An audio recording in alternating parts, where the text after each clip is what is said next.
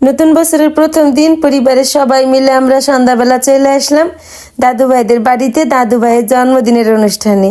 আমাদের দাদু ভাইয়ের জন্মদিন 1 জানুয়ারি। আমি এসে দাঁড়ানো মাত্রই এই যে দেখেন দৌড়ায় আমার কাছে এসে তার গিফট নিয়ে চলে গেল। সে কিভাবে বুঝলে এটা তার গিফট? এখন কাউকে দেবে না, সবাইকে বলতেছে আমার দিদুন দিয়েছে, এই খেলনা আমার, কাউকে সে ধরতে দেবে না। তারপর ওইখান থেকে গেলাম বাসার ছাদে, দাদু ভাইয়ের ঠাম্মি কোথায় আছে তাকে খুঁজতে।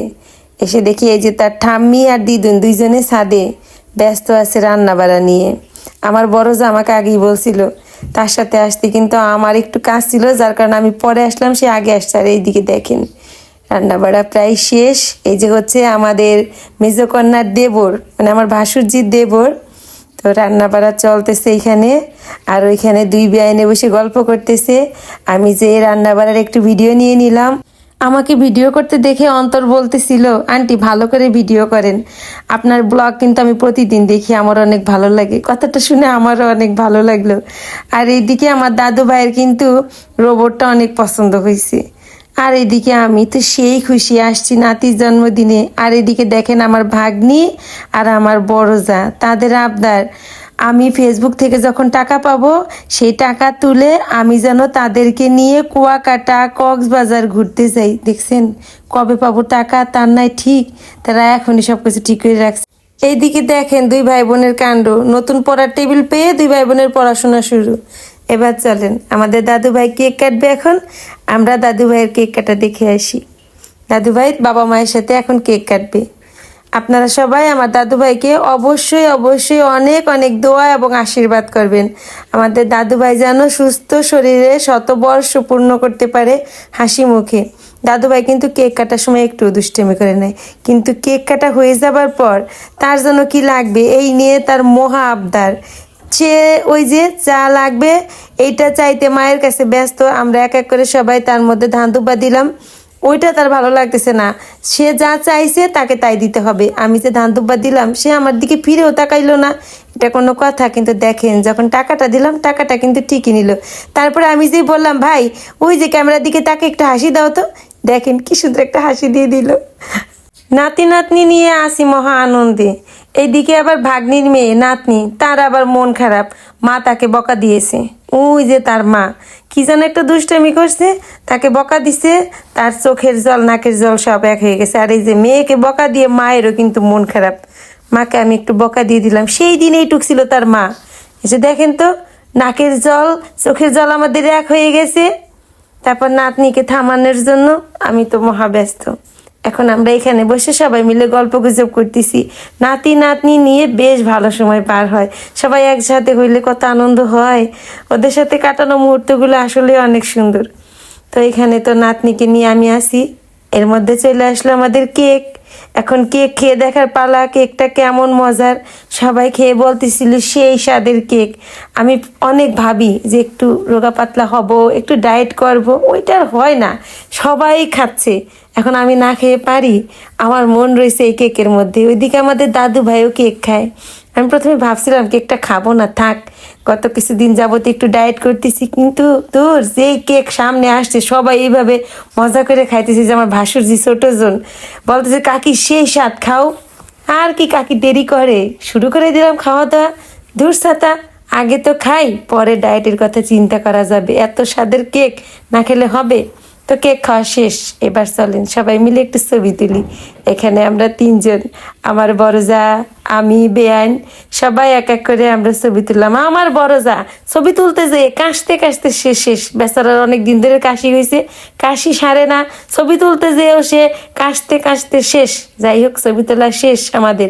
এখন এই যে দেখেন আমাদের তিনজনের হিরো, আমাদের হিরো বাইক নিয়ে চলে আসছে। এত করে বললাম ও হিরো তোমার বাইকে আমাকে একটু চড়াবা, হিরো বাইকে চড়াবে না, হিরো শুধু বাইক নিয়ে আমাদের সামনে দিয়ে যায় আর আসে। আমরা তিনজনেই তো হিরোকে দেখে ক্রাশ খাই, কিন্তু হিরো আমাদেরকে দেখে ক্রাশ খায় না, ক্রাশও খায় না, হিরোর বাইকেও আমাদেরকে চড়ায় না। এটা কোনো কথা? আপনারা কি কেউ আমার হিরোকে দেখে ক্রাশ খেলেন? অবশ্যই কিন্তু কমেন্ট করে জানাবেন। আমার হিরোর মুখের ওই মিষ্টি মধুর হাসিতেই তো আমি বারবার ফাঁসি। চলে যাই আমার হিরো বাইক নিয়ে, আমাকে একটু বাইকে তোলে না। এখানে আছে তার তিন দাদু, আমার বড় ভাসুর, আমার উনি, আর ওই যে তার ঠাকুরদা, সব দাদুরা একসাথে। এখন আর সে বাইক চালাবে না, বাইক রেখে আসছে। এসে বলতেছে বাইক নাই নাই, বাইক রেখে আসছি। বাইক নিয়ে আবার তার ছোট বোনের সাথে তার একটু ঝামেলা হয়েছে, এখন সে চিপস খায়। আমি বলছি আমাকে একটু চিপস দিবা ভাই, সে বেলায় কিন্তু ঠিক আছে। আমার দাদু ভাই কিন্তু আমাকে অনেক পছন্দ করে, আমার হাতে রান্না করা পাস্তা সে খেতে অনেক পছন্দ করে।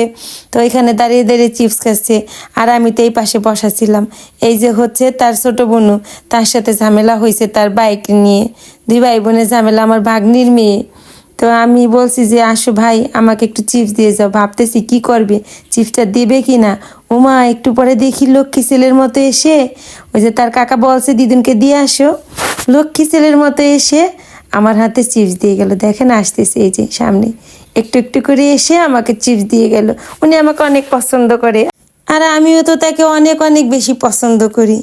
সবাই একসাথে দাদু ভাইয়ের জন্মদিনে দাদু ভাইদের বাসায় কি আনন্দের একটা মুহূর্ত ছিল বলে বোঝানো যাবে না। এই যে হচ্ছে আমার বড় ভাসুর, দেখেন দুই নাতি আর দাদু মিলে গল্প করতেছে। আর এদিকে আমরা সবাই, আমার বাবার বাড়ি শ্বশুর বাড়ির লোকজন সবাই একসাথে, এক এলাকার মধ্যেই আমাদের বসবাস। অনেক আনন্দ হয়, যে কোনো একটা অনুষ্ঠানে আমরা সবাই একসাথে হতে পারি। এই মুহূর্তগুলো অনেক অনেক আনন্দের। এই যে দেখেন এই টেবিলে এখন তারা ভাই বোনেরা মিলে খাইতে বসছে। আমার দুই ছেলে আছে, আমার ভাসুরজি ছোট জন, ভাগ্নি, সবাই ছোটোর আগে খাওয়া দাওয়া করলো। এই যে আমার ভাগ্নে ছিল সাথে, তো ওরা আগে খাওয়া দাওয়া করলো, খেতে দিচ্ছিল তাদের দিদি তাদেরকে দাঁড়িয়ে দাঁড়িয়ে নিজ দায়িত্বে। এরপরে আমরা খেতে বসলাম, আমার উনি, আমি, আমার বড় যা, বড় ভাসুর, আর সাথে ছিল বেয়াই বেন। বছরের প্রথম দিনে রাতের খাওয়া দাওয়াটা সেই ছিল, সবাই একসাথে বসে আলু ভর্তা ভাত খাওয়ার মধ্যেও কিন্তু সুখ আছে। দেখেন আমরা সবাই একসাথে বসে খাওয়া দাওয়া করতেছি। বছরের প্রথম দিনটা যদি এত আনন্দের হয়, আশা করি সারাটা বছরই ভালো কাটবে। মুহূর্তটা অনেক অনেক আনন্দের ছিল। আমরা ছয় বোনে একসঙ্গে হলে যেমন অনেক আনন্দ করি, ঠিক তেমনই আমি আর আমার বড় যা একসঙ্গে কোথাও গেলে অনেক আনন্দ করি, অনেক আনন্দ হয়। আমার বড় যাও আমার মতো অনেক হাসি খুশি একটা মানুষ, সে আমার মতো হাসি খুশি থাকতে অনেক পছন্দ করে। আমাদের দুই জায়ের অনেক মিল আছে। আর এই তো খাওয়া দাওয়া শেষ, এখন কিন্তু কলিযুগের উত্তম কুমার আর সুচিত্রা সেন ছবি তুলতে ব্যস্ত। এই যে দেখেন আমার বড় জার বড় ভাসুর, আর দাদু ভাই এখন তার ছোট কাকার সঙ্গে ছবি তুলতে ব্যস্ত। তো সবার ছবি তোলা শেষ, খাওয়া দাওয়া শেষ, অনেক হয়েছে গল্প গুজব আড্ডা সেই সন্ধ্যা থেকে। এখন ঘরে ফেরার পালা, রাত বাজে 11টা। বেআইনের কাছ থেকে বিদায় নিয়ে নিলাম, ওরে শীত। এখন খাওয়া দাওয়া শেষ, বাড়ি যেয়ে লেপে নিচে ঢুকবো। আর এদিকে ভাগ্নে বলতেছিল আন্টি আজকে থাকেন, রাতে যেতে হবে না, সবাই মিলে একসাথে অনেক আনন্দ করব, রাতটা বসে গল্প করে কাটাবো, সবাই থাকলে অনেক আনন্দ হবে। আমি বললাম বাবা তোমার বিয়ের সময় এসে থাকবো, তোমার বিয়ের সময় 5 দিনের জন্য আসবো তোমাদের বাড়িতে, 5 দিন থেকে অনেক আনন্দ করে যাব। আর এই যে আমার দাদু ভাই, তাকে ছেড়ে তো আমার আসতে মনই চায় না, কিন্তু কি করব, প্রচণ্ড শীত, রাত 11টা বেজে গেছে, আর থাকার উপায় নাই। এখন বাড়িতে এসে লেপের নিচে ঢুকতে হবে। তো দাদু ভাইয়ের কাছ থেকে বিদায় নিলাম, এখন আপনাদের কাছ থেকে বিদায় নিচ্ছি। আজকের মতো ব্লগটা এই পর্যন্তই। ভালো থাকবেন সবাই।